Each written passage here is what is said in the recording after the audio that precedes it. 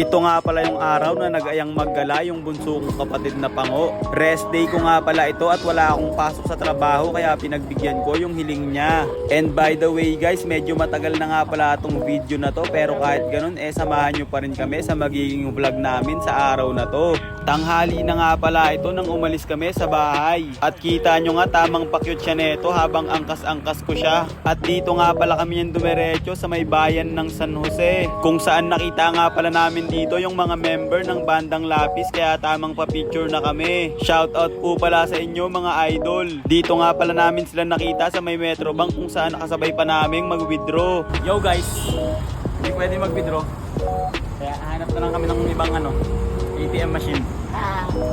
Malas ni Che, pwede mag-withdraw. Medyo nahirapan nga lang pala kami nito makapag-withdraw ng bunso kong kapatid na Pango, dahil halos lahat ng nadadaanan namin na ATM machine ay hindi nagdi-dispense ng cash. At nang makapag-withdraw na nga kami ay dito na kami dumiretso sa may Team Salen Overruns, kung saan dito nga pala ako nakabili ng sapatos ko pamasok. Kapag kailangan nyo nga ng mura at quality ng mga sapatos, lalo na pang basketball, ay dito na kayo dumiretso. Shoutout nga pala kay Boss Edmond dahil nakabili na naman ako ng sapatos dito sa shop nila. After nga namin makabili ng sapatos, dito na kami dumiretso sa may mall para magpalamig. Sa Centro Mall. Bunso kong kapatid na Pango, bunso kong kapatid na Pango.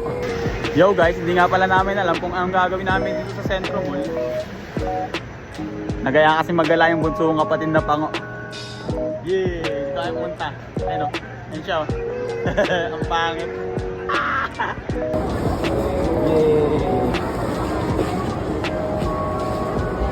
Bakit mo talaga?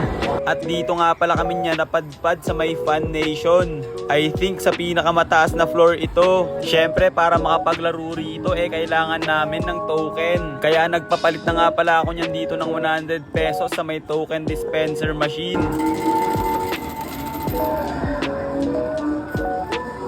May bata po dito.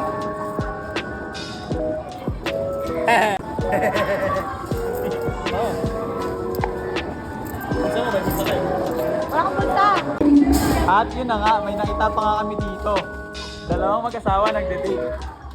Napakaangas. Tapos nandito pa nga si Japet. Si Japet. Nagde-date na dalawang mag-asawa.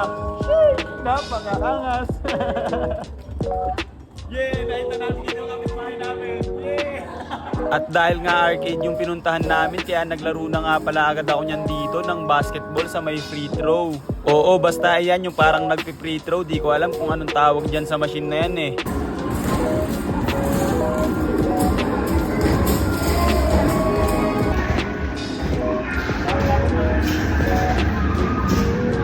At syempre nilaro na nga rin pala ito ng bunso kong kapatid na Pango. Sure ball nga yan pala siya guys. Tignan nyo mamaya kung ano yung score niya. Mas mataas pa nga yata yung score niya kaysa sa akin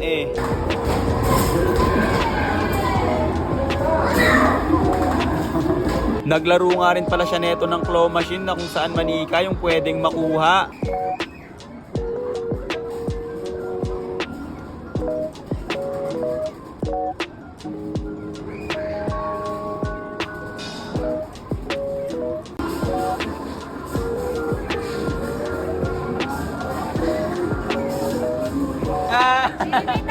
Hindi nga pala siya makakuha ng manika sa malaking claw machine, kaya sinubukan niya dito sa medyo maliit. At ganun nga lang din ang kinalabasan dahil hindi pa rin siya nakakuha ng premyo. Sinubukan ko nga rin pala tong claw machine na nilalaro niya, pero same pala kami ng kapalaran.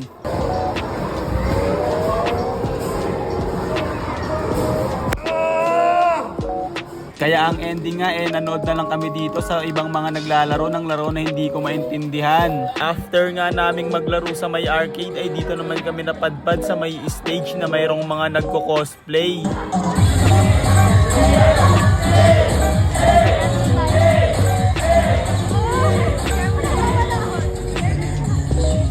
Yo, ito nga pala yung bunso kong kapatid na Pango. Ayun, napakapangit niya, di ba? Che. Yung Che. Unikot ka na. Yo, hindi namin alam. Dito Che, may labubo.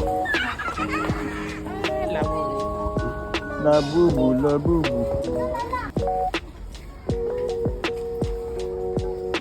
Peace is my baby, baby, baby boy. Yeah, yeah, yeah.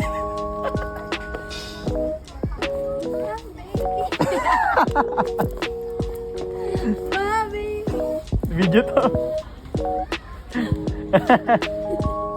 Pakita mo, hindi ka na makita.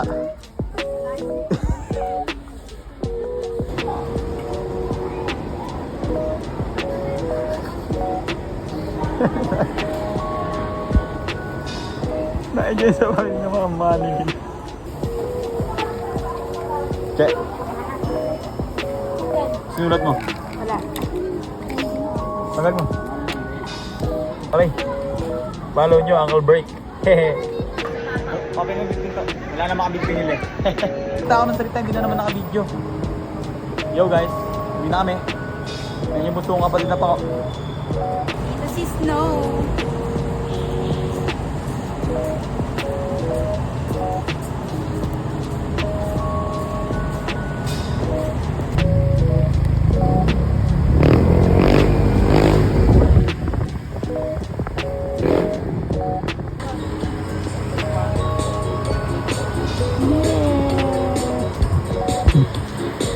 Kala ko baliktad.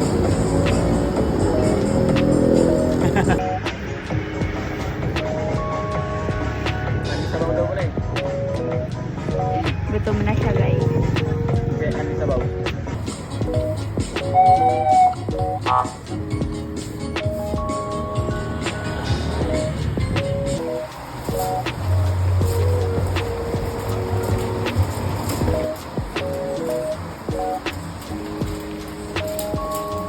Okay.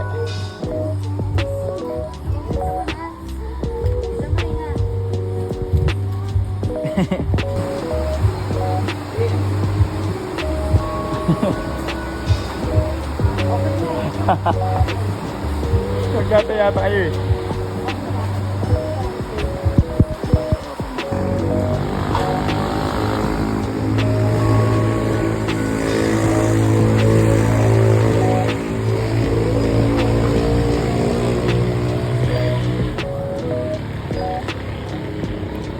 At yun na nga.